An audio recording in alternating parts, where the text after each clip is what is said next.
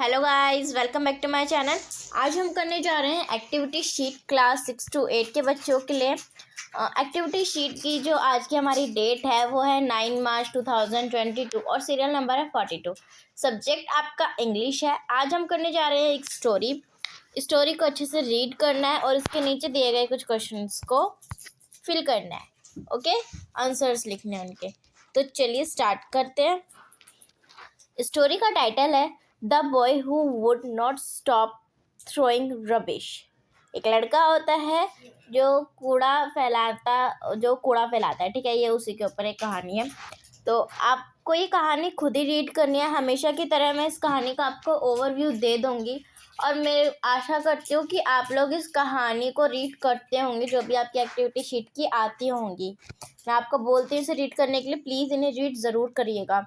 ठीक है, मैं आपको इन कहानी का स्टोरी समझा देती हूँ। इससे क्या होता है कि स्टोरी जब हमें पता होती है तो एक तो हमारे को क्वेश्चन आंसर करने में आसानी होती है और दूसरा हमारे को ना अगर सस्पेंस छूट जाता है तो वो स्टोरी पढ़ने में, वो पिक्चर देखने में भी मज़ा आता है। तो चलो मैं आपको बता देती हूँ। एक लड़का होता है जिसके दो फेवरेट चीज़ें होती हैं। पहली, हिज पप सिम्बा एंड कैंडीज।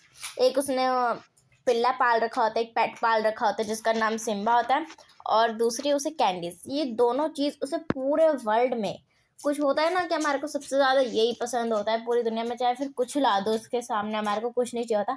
तो ऐसे उसे ये दोनों चीज़ें पसंद होती हैं। और फिर क्या होता है कि जब वो कैंडीज़ खा रहा होता है ना, तो वो कैंडीज़ जब खाता है तो जो उसके रैपर्स होता है ना वो कहीं भी फेंक देता है, क्योंकि कभी उसे डस्टबिन नहीं मिलता और कभी वो ऐसे ही चलते फिरते खा रहा होता है तो वहीं रोड पे फेंक देता है। अपनी बिल्डिंग में होता है तो उसे ऊपर टॉप फ्लोर से फेंक देता है, मतलब जहाँ पे भी उसका कमरा होता है वो वहाँ से फेंक देता है। और फिर वहाँ पे जो खेलने वाले बच्चे होते हैं या जो लोग वहाँ से निकल रहे होते हैं, जो उसके पड़ोसी होते हैं, वो इस बात से बहुत गुस्सा करते हैं और उसे समझाते भी हैं, बट वो नहीं समझता है। वो रैपर्स फेंक देता है क्योंकि बहुत पॉल्यूशन हो जाता है, काफ़ी गंदगी हो जाती है जब रैपर ही रैपर पड़े रहेंगे तो। फिर उसके बाद वहाँ के जो नेबर्स होते हैं और जो कुछ बच्चे होते हैं वो उसे एक लेसन, एक सीख देने के लिए एक प्लान बनाते हैं। वो क्या करते हैं कि उसके जो भी उसने रैपर्स फेंके होते हैं ना उसे कलेक्ट करते हैं और उसके घर के डोर के आगे उसे रख देते हैं। उसके बाद कुछ टाइम बाद उसका जो पेट होता है वो आता है और वो देखता है कि उसके घर के आगे कुछ रैपर्स पड़े और वो उसे खाने लग जाता है। अब जब कोई पेट प्लास्टिक खाएगा तो ऑफकोर्स सी बात है कि उसकी तबीयत क्या होने लगेगी, ख़राब होने लगेगी। तो उसकी तबीयत ख़राब होती है। उसके बाद वो जो लड़का होता है वो आता है और हेल्प करके, जो करण नाम होता है उसका, वो सबसे मदद मांगता है। फिर थोड़ी देर बाद उसके पापा आते हैं और वो दोनों से एक वेट के पास लेके जाते हैं।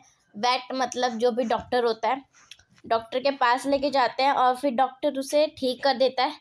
बट इससे करण को एक लेसन मिल जाता है कि हम जो भी रैपर्स फेंकते हैं, वो प्लास्टिक जो होती है वो डॉग्स और एनिमल्स दोनों को काफ़ी नुकसान पहुंचाती है। जो भी हमारे एनिमल्स होते हैं, क्योंकि उन्हें तो समझ नहीं होती ना, वो तो यही सब खा लेते हैं और फिर जब वो खाते हैं तो उनका पेट क्या होता है, ख़राब हो जाता है, उन्हें काफ़ी सारी बीमारियां हो जाती हैं और वो काफ़ी सारे जानवर इस चीज़ की वजह से, प्लास्टिक खाने की वजह से मर भी जाते हैं। तो हमारे को इस लेसन से क्या सीख मिलता है कि हमारे को कहीं भी कूड़ा नहीं फेंकना चाहिए, सिर्फ डस्टबिन में ही कूड़ा फेंकना चाहिए। उसके बाद जो करण होता है वो भी ये मान लेता है कि हाँ ठीक है, मैं आपसे कहीं भी कूड़ा नहीं फेंकूंगा, सिर्फ डस्टबिन में ही फेंकूंगा। ओके, तो ये थी हमारी स्टोरी। हमारे को बहुत अच्छा लेसन इसमें सीखने के लिए मिला। आपको ये स्टोरी ज़रूर रीड करनी है, आपको और भी इन्फॉर्मेशन इस स्टोरी से मिलेगी। मैंने आपको सिर्फ ओवरऑल बताया, ठीक है। तो चलिए अब स्टार्ट करते हैं। Current polluted the environment around him by throwing wrappers. How do you check the pollution around you? Right, at least 2 example. देखो, अब जैसे करण जो था वो इन्वायरमेंट को गंदा करता था, कहीं भी रैपर फेंक देता था, तो आपको कैसे पता चलेगा कि आपके आसपास पॉल्यूशन हो रहा है? इसके कोई 2 एग्जाम्पल्स लिखो, ठीक है। तो आप इसके 2 एग्जाम्पल क्या लिखोगे? पहला तो यही कि अगर आप कहीं पे भी रोड पे गार्बेज पड़ा हुआ देखोगे तो आपको पता चलेगा कि हाँ यहाँ पे पॉल्यूशन हो रखा है, क्योंकि रोड बहुत ज़्यादा गंदी होगी, ठीक है। दूसरा कारण क्या होता है नॉइज़ पॉल्यूशन में, कि हॉर्न ज़्यादा बजते हैं, है ना, उससे नॉइज़ पॉल्यूशन होता है। साउंड काफ़ी लोगों को सुनने में दिक्कत होती है हॉर्न की आवाज़ से, ठीक है। और भी बहुत सारे एग्जांपल होता है, जैसे कि एयर पॉल्यूशन। एयर पॉल्यूशन कैसे होता है? जो भी व्हीकल्स का स्मोक होता है, जब गाड़ी चल रही होती है तो उनके अंदर से जो धुआं निकलता है, उससे भी क्या होता है, पॉल्यूशन होता है, ठीक है। तो आप इन सब कारणों से पता लगा सकते हो। अभी मैं आपको लिख के दिखा दूंगी। सेकंड क्वेश्चन देखते हैं हम अपना। Junk food is any item that is enjoyable और appealing but is of life little और नो रियल न्यूट्रिय वैल्यू।